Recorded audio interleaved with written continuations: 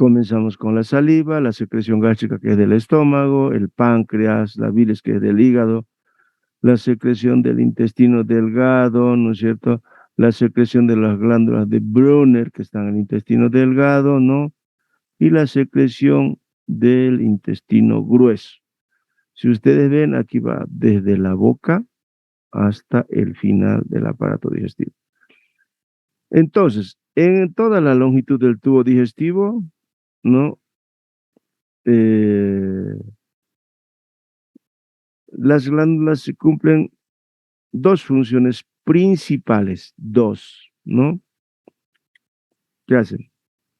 En primero, desde la boca hasta el ilio secretan enzimas digestivas, hasta el ilio, ¿no?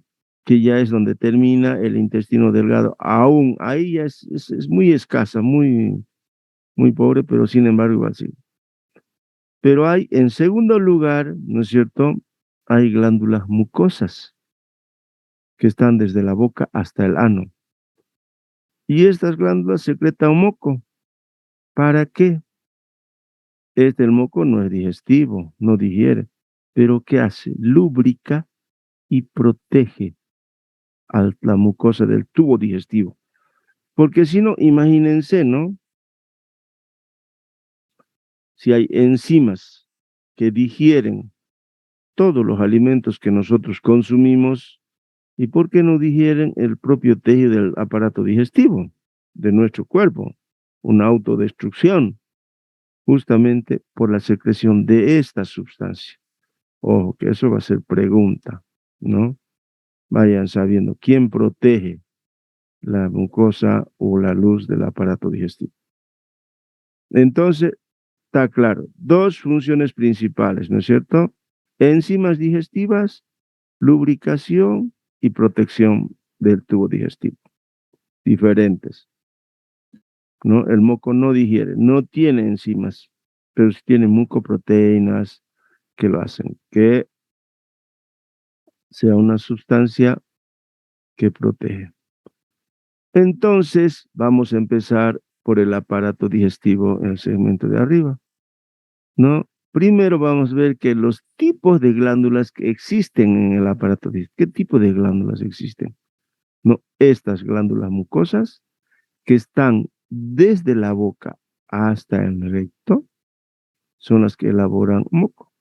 Luego tenemos las criptas del Lieberkühn, las glándulas tubulares, ya vamos a ir describiendo cada una de ellas, ¿no? ¿No? Y hay glándulas complejas, que son diferentes de las otras que están en la luz del intestino, por eso se llaman complejas, porque no están ubicadas en la propia luz del intestino como las de Lieberkühn, como ya vamos a ver más adelante, ¿no? Estas glándulas complejas, ¿cuáles son? ¿Y por qué serán complejas? Son complejas porque no están ubicadas dentro de la luz del intestino, pero sí lo que ellas elaboran va para el intestino. Por ejemplo, el hígado, perdón, la bilis.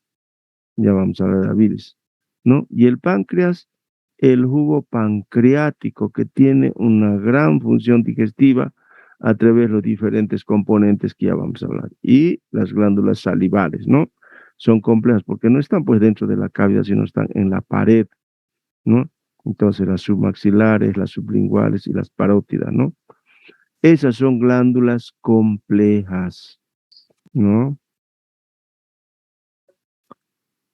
Entonces, una vez que hemos visto cuáles son las glándulas, dónde están, cómo se clasifican, qué secretan, que vamos a ir sabiendo de cada una de ellas, vamos a ver que cómo es que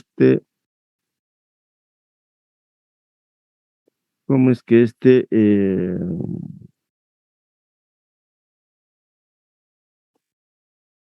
que estas glándulas funcionan para poder elaborar estos sus productos, ¿no? Los productos de secreción.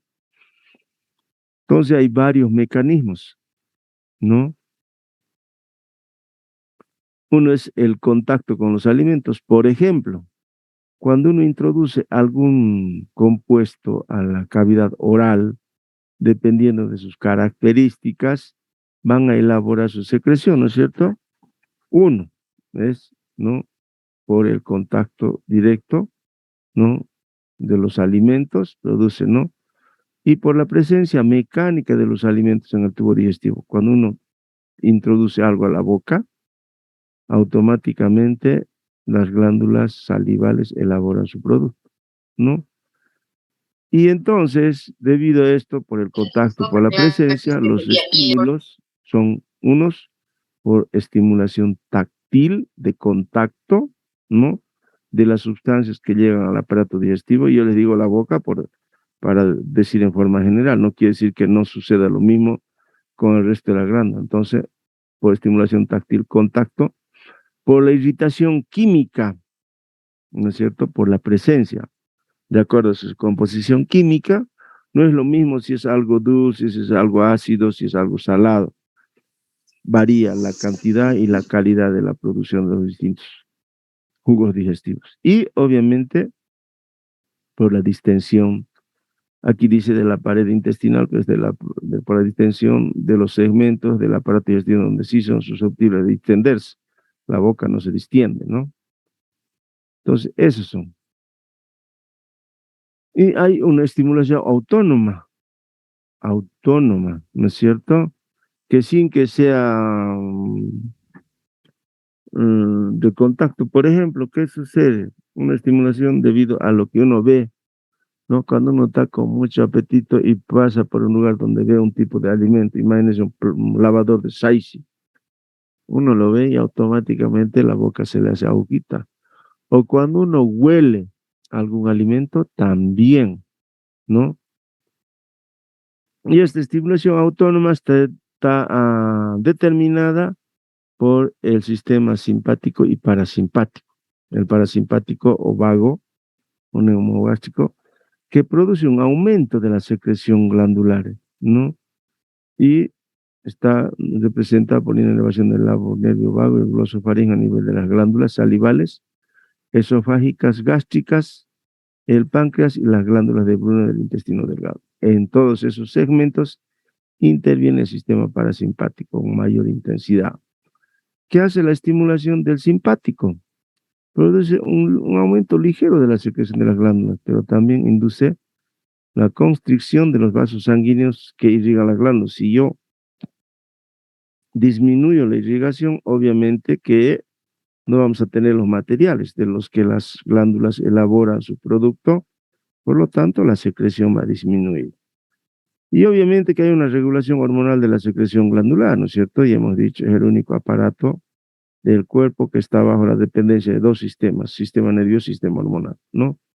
Entonces, en el estómago, el intestino, hay varias hormonas gastrointestinales que regulan el volumen y el carácter de las secreciones químicas de las hormonas gastrointestinales, estos son unos polipéptidos, ¿no?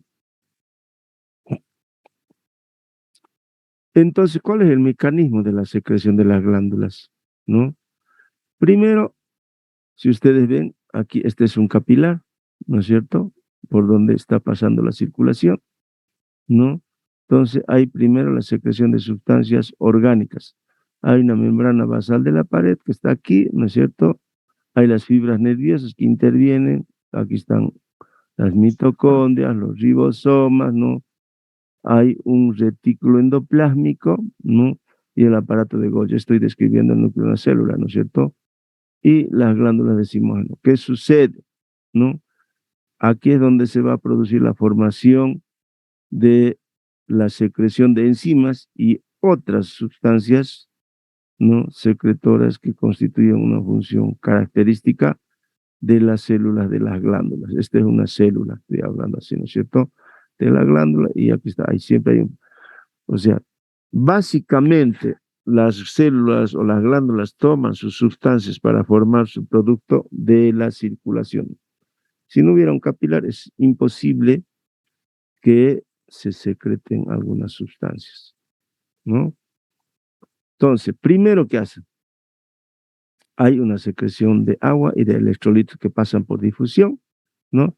Esta estimulación nerviosa ejerce un efecto específico sobre la porción basal de las células que provocan el transporte activo de iones cloruro hacia el interior de la célula. Voy a volver, ¿no?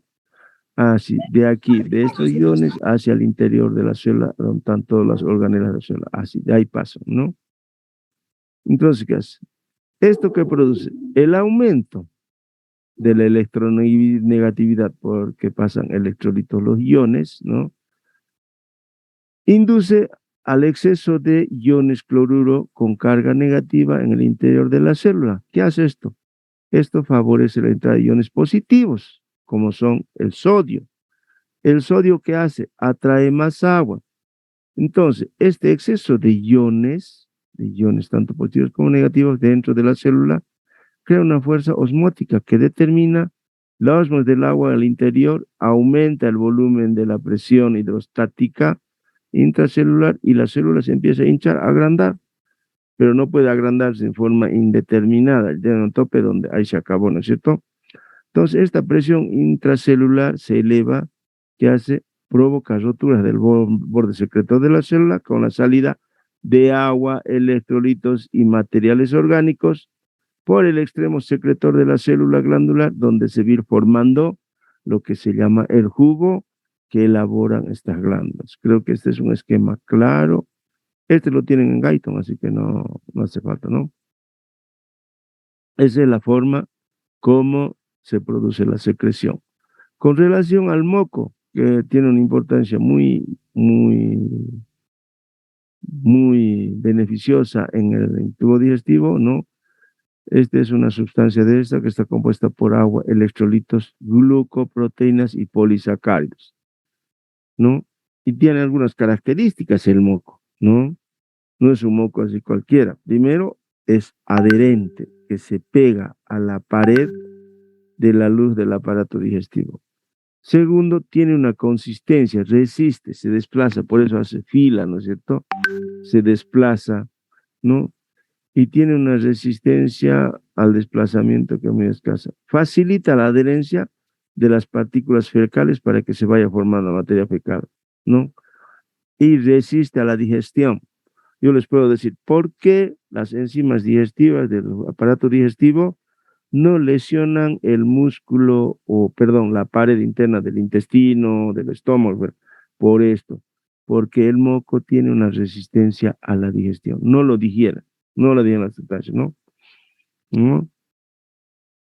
Y las glucoproteínas del moco poseen propiedades anfóteras, significa que no permiten que el contenido que está en el aparato ni sea muy ácido ni sea muy alcalino, porque si fuera muy ácido, lo que va a ocasionar es lesionar las paredes del tubo digestivo.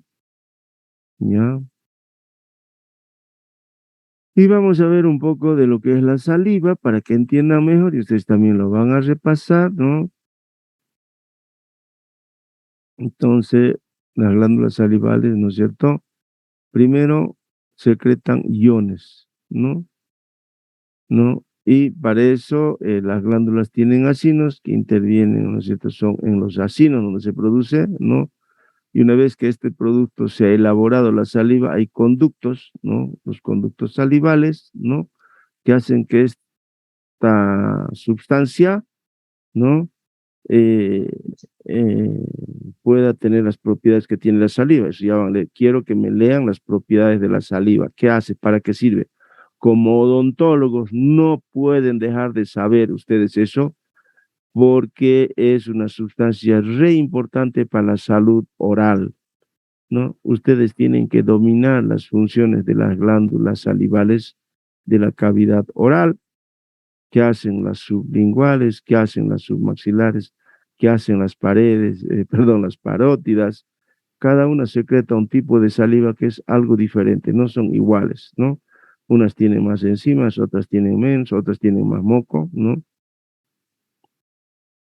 Y para que ustedes entiendan, de acuerdo a su composición química de la saliva, sus características, tiene las funciones muy importantes, ¿no? O sea, primero, ¿qué hace? Preserva los tejidos de la cavidad bucal, la mucosa, todo, ¿no es cierto? Y también interviene en la salud oral o en la que no haya lesiones porque arrastra los gérmenes patógenos, los destruye. Y con sus iones y enzimas destruye las bacterias y también contiene anticuerpos que protegen, ¿no? Ustedes imagínense, el aparato digestivo es el primer segmento donde entra todo lo que está fuera del cuerpo, todo lo que comemos entra por la boca, no entra por otro lado. Y ustedes imagínense la vida del mendigo, del que está en los tachos de basura, en los muladares, o que comen todos los desechos que la sociedad los tira. No ven, pues, no velan. Entonces, ¿quién hace de que estas personas no compliquen su salud, no alteren ni su salud oral siquiera? Son las funciones de esta secreción de las glándulas salivales de la cavidad oral, ¿no? Por eso tiene hasta anticuerpos, ¿no? Ustedes ya saben qué son los anticuerpos, porque eso lo hemos visto en el anterior semestre. Y seguimos avanzando y nos vamos al esófago. En realidad, el esófago es un segmento que no es tan, no tiene una función tan determinante ni en la digestión ni en la absorción, porque es un órgano de paso, no interviene, ¿no? No interviene en la digestión. Entonces, ¿no? Estas glándulas que tiene ahí sí son las de naturaleza mucosa y que proporcionan el moco para la lubricación, ¿no? Para la deglución y gran parte del esófago está generado por las glándulas mucosas simples, ¿no? En la porción inicial del esófago hacia arriba cerca de la boca tiene glándulas mucosas compuestas, ¿no es cierto? Y este moco que se elabora en la parte superior del esófago evita las escoriaciones de la mucosa por los alimentos recién llegados, ¿no? Y en la unión gastroesofágica, sería cerca del estómago, protege la pared del esófago de la digestión por sus ácidos grasos, porque a veces cuando hay regurgitación, el contenido del estómago trata de volver hacia la porción distal del esófago, y si no hubiera la presencia de estas glándulas y no se elaboraría este moco, produciría las úlceras esofágicas o las úlceras gastroesofágicas, ¿no? Entonces, miren ustedes que este segmento del aparato digestivo. Ahora nos toca hablar de esto, de la secreción gástrica. Aquí está. Este es un esquema. Ya saben que una diapositiva no es la descripción de toda la teoría, ¿no? Pero miren las características de las secreciones gástricas, ¿no? Tiene dos tipos de glándulas tubulares, ¿no? Las glándulas oxínticas y las glándulas pilóricas. ¿Qué secretan las glándulas oxínticas? Es importante. Estas glándulas son las responsables de la secreción del ácido clorhídrico, ¿no? Secretan ácido clorhídrico, secretan pepsinógeno, ya vamos a ver qué es el pepsinógeno, secretan el factor intrínseco, que es muy importante para la vida del ser humano, secretan moco, ¿no? Y las glándulas piróricas, que están al final del estómago, en la unión del estómago con el intestino delgado, con el duodeno, secretan pepsinógeno y secretan algunas hormonas gástricas, ¿no? Estas están al final. Entonces, esto es lo que tienen que ir sabiendo, qué secreta las oxínticas, qué secretan las pilóricas, dónde se encuentran, ¿no? Entonces, vamos a ver la secreción de las glándulas oxínticas del estómago, ¿no? Estas glándulas están formadas por tres tipos de células. Las células mucosas, en el cuello de estas glándulas, que secretan moco y pepsinógeno.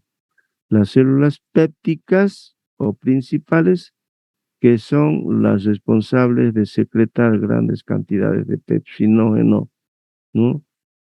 Y las células parietales o oxínticas, ¿no? Que son las responsables de secretar el ácido clorhídrico y el factor intrínseco. Así de fácil y sencillo, ¿no? Esto ya ustedes también me tienen que ir, ¿qué es el pepsinógeno? ¿No? ¿Qué es el ácido clorhídrico? Ahora vamos a hacer un pequeño esquemita aquí de cómo se secreta, ¿no? De la secreción de la. Entonces, ¿qué pasa? Esta célula, vuelvo atrás, ¿no? Aquí está, ¿no? El ácido clorhídrico, ¿no? ¿Qué pasa? Las células parietales, estas que hemos visto aquí, ¿no? Secretan una solución de unos 160 millones de ácido clorhídrico, ¿no? Por litro. El pH de esta tiene hasta 0,8, totalmente ácido, ¿no? También tiene hidrógenos, ¿no? Una cantidad superior a la de la sangre arterial. Y las células parietales contienen canalículos intercelulares, ¿no? Donde se va formando el ácido clorhídrico, ¿no? ¿No? Y tienen unas proyecciones a través de las vellosidades en el interior de estos canalículos y después son conducidos a los canalículos de ahí al exterior. ¿Ya? Entonces, esta sustancia del factor intrínseco es esencial para la absorción de la vitamina B12, ¿no? En el hilo. Y está secretada por las células parietales junto con el ácido clorhídrico. Cuando se destruyen estas células, hay alguna alteración y altera la salud y altera la producción de la cantidad de eritrocitos que se produce, ¿no es cierto? Estas células parietales que producen ácido clorhídrico del estómago, la persona no solo presenta acloridemia, ¿no es cierto? También aumenta o sufre una anemia perniciosa debido a la falla de la maduración de los glóbulos rojos por ausencia de la vitamina B12 que ejerce sobre la médula ósea, ¿no? Si no hay ácido clorhídrico, no se absorbe esta vitamina, y si no se absorbe, la maduración de los glóbulos rojos no es la adecuada. Entonces, por eso que eso es importante que tenemos eso, ¿no? ¿Y qué enzimas hay en el jugo gástrico? ¿No? En el jugo del estómago. La lipasa gástrica, la amilasa gástrica y la gelatinasa, ¿no? Bueno, jóvenes, ya vamos a, y esto se va a cortar, con esto termino. Entonces, estas estructuras contienen de las glándulas pilóricas, ¿no es cierto?, que secretan moco y,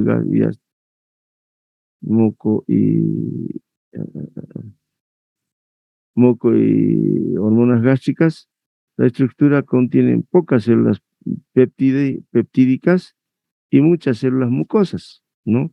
Secretan pepsinógeno y moco que ayuda a lubricar, ¿no? En relación a los movimientos de los alimentos y protege la pared gástrica de la digestión por las enzimas gástricas. Las glándulas pilóricas controlan la secreción gástrica, evidentemente, ¿no? ¿Cómo se regula esta secreción gástrica por el mecanismo nervioso y hormonal, ¿no? Entonces acá hay neurotransmisores, hormonas que estimulan la secreción de las glándulas gástricas. ¿Cuáles son? La acetilcolina estimula la secreción de todas las glándulas gástricas. La gastrina estimula la secreción, ¿no es cierto? La histamina, ¿no? También. La gastrina estimula la secreción del ácido por las glándulas, por las células parietales, ¿ya? Entonces, cuando ya hemos visto esto, todo lo que se produce, cómo se produce la secreción de las glándulas del aparato hasta el píloro, hasta ahí hemos llegado, ¿no? Entonces ya existen ciertas fases en la digestión porque ya se va produciendo. Hasta el estómago más o menos se produce alrededor del 80% de la digestión, ¿no? Entonces, aquí hay unas fases que son las que determinan la digestión. Hay una fase cefálica, perdón, una fase gástrica, ¿no? Y una fase intestinal. ¿Cuál es la cefálica? Tiene lugar cuando los alimentos entran, ¿no es cierto?, a la cavidad o cuando hay el olor, lo que he dicho, cuando hay el tacto, el gusto. Y la fase gástrica, el estómago se excita cuando los alimentos entran, ¿no? Al estómago se producen los reflejos vagovagales largos, ¿no? Y los reflejos entéricos locales. Y la fase intestinal, cuando los alimentos están en la parte alta del intestino delgado. Esas son las fases de la digestión. Por lo tanto, ahí vamos a dejarlo para la semana que viene, para que no sea. Entonces, léanme esto. ¿Listo, jóvenes? ¿Se entiende? Bueno, doctor. Muy, muy bien, porque ya se me va a cortar el internet. Nos vemos el lunes. Gracias. Buenas Hasta luego, tardes. doctor. Hasta luego. Gracias, doctor. Hasta luego, doctor. Hasta luego.